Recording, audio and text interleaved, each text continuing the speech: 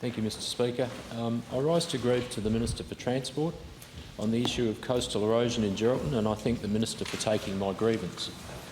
There are two spots that are of immediate concern. They're Drummond's Cove and Sunset Beach. Other sites at Point Moore and St George's Beach. The sites at Beresford, where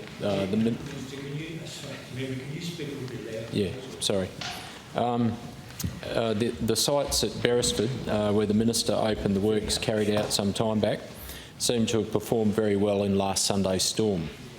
According to studies carried out by the City, the historical rate of erosion along the shore at Drummond's and at Sunset Beach is higher than the other beaches in Geraldton, and these coastal areas are particularly susceptible to storm surge. The storm that hit Geraldton last Sunday highlighted that measures to mitigate erosion caused by such events need to be implemented as soon as possible to prevent homes and government assets from being destroyed. Generally, along the Geraldton coastline, there's a northern drift of sand. Several coastal protection works are being carried out at the sites of concern by the City over the last few years, involving the construction of low-crest geotextile sand container groins designed to build up sand on the southern side while maintaining the general shoreline on the northern side. These measures were recommended during the process of GERMAP, which stands for Coastal Hazard Risk Management and Adaptation Planning. Although the Council have acknowledged that these protection works have been successful and that groins are working as planned, a longer-term solution is required to ensure that residential homes, community buildings and infrastructure assets in these areas are permanently protected into the future. The Liberal National Government undertook coastal works associated with the Beresford Foreshore Enhancement Project to guarantee a long-term solution to coastal erosion from Medallia Beach along to St George's Beach. The former government committed $17.28 million from royalties for regions as part of the Midwest Investment Plan to ensure that vital infrastructure was protected and to secure the future of the Beresford shoreline.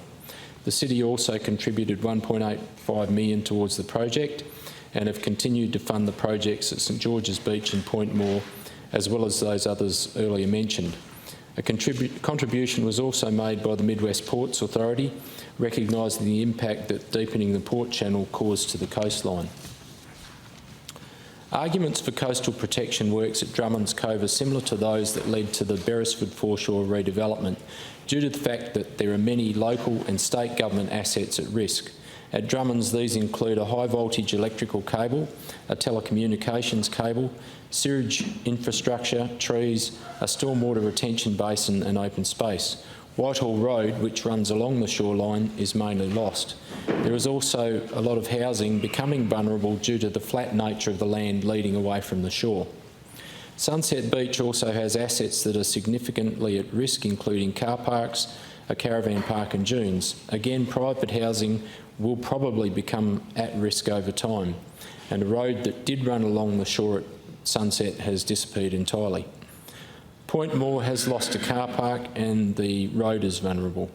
The City has been expending a lot of its annual new capital works program funds on coastal erosion over the last 3 years and will continue this funding for at least the next 5 years. However, this funding on its own is not enough to complete the works outlined in the GERMAP report, and state government support, along with hopefully some federal government support, is needed to complete the necessary measures. An example would be the construction of coastal protection works at Drummond's Cove that would be able to include a boat ramp. A report by MP Rogers and Associates suggested that the estimated cost of a boat launching facility is in the order of $4.2 million. The Recreational Boating Facilities Scheme grant is not sufficiently large enough to enable this project to proceed, so it's vital that the state government step in to provide additional financial support. Having both been issues of serious concern in Geraldton for some time, it did not come as much of a surprise that Drummond's Cove and Sunset Beach were identified as hotspots for coastal erosion in the assessment of coastal erosion hotspots in Western Australia released by the Department of Transport last year. I'm hopeful that this report has reminded the government of the urgency in making coastal erosion funding a high priority throughout the state, and through this grievance I am seeking an update in relation to the funding available for the two priority sites in my electorate, Drummond's Cove and Sunset Beach. along with the longer-term requirements for Point Moore and St George's Beach. I also ask if artificial reefs can play a part in addressing coastal protection in Geraldton. The success of the work along the Beresford foreshore shows that engineering solutions are able to protect our coastline, which in the case of Geraldton includes many millions of dollars worth of government infrastructure and private housing. Addressing coastal erosion deserves to be a high priority of the government. So in conclusion, I think that the storm last Sunday, in which conditions were probably similar to a Category 1 cyclone, 100 km/h winds, big swells, wind from the north and a high tide, showed that the works at Beresford foreshore were very successful. The areas where our council has successfully used geotextile bags are soon going to need permanent solutions such as Sunset and Drummond's and St George's Beach. The full cost, however, is beyond them. Thank you. Minister for Planning and Infrastructure.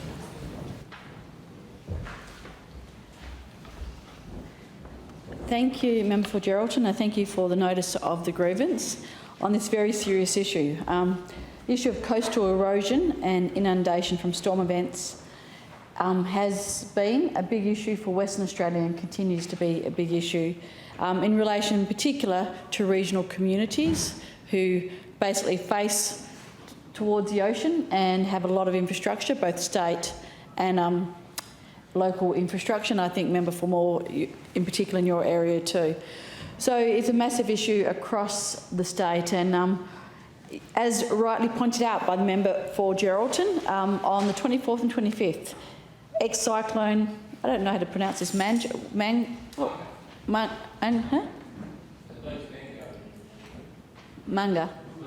Okay, Manga.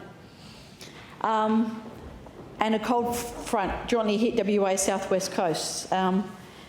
Preliminary analysis indicated that this unseasonal storm is a 1 in a 50-year event in terms of high waves and water level, and it's resulted in widespread coastal erosion and flooding.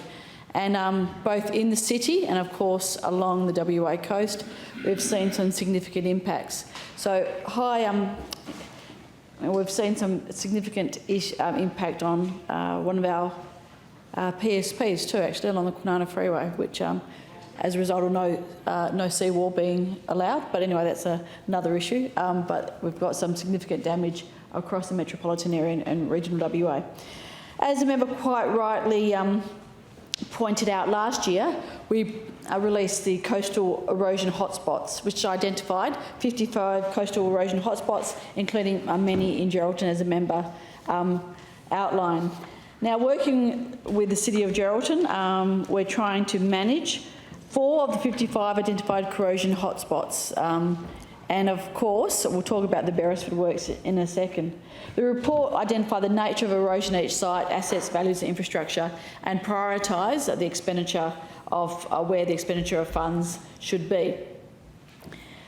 As you've outlined, hotspots are locations where coastal erosion is expected to impact local and local government, state government and private assets. We've put this forward to the Commonwealth to try and get it on the national agenda, and I think that was, again, a point alluded to by the member for Geraldton in correspondence to the federal government through the Premier and also through information provided to Infrastructure Australia. And we were very happy to see Infrastructure Australia realise this as being a priority focus for the nation and also Western Australia. So we've elevated it to the Infrastructure Australia level. On the funding front, we'll continue to lobby the federal government with the aim of getting a partnership to have a sustainable funding mechanism to try and address these many hotspots. In relation to the Beresford foreshore, I do acknowledge the funding, in particular the contribution of the previous government in that project, and it is very pleasing to see from all reports, and in particular what you've said, Member for Geraldton, that has worked, and because sometimes we've seen in the past, as you know, infrastructure that hasn't actually withstood the storm event. So it's very pleasing that it has worked. In relation in particular to Drummond Cove and Sunset Beach, I pledge to, when I'm next in Geraldton, to go and look at the sites myself and also see what we can do to try and secure funding. We've got a late budget process, so I can't give any information about any budget allocations, but we'll continue to try and, well, I'm very keen to get a state-Commonwealth partnership deal to try and start addressing some of the significant infrastructure costs, and they are significant. You know, they're not cheap. In particular, the longer-term significant infrastructure costs to across WA and also in particular Geraldton.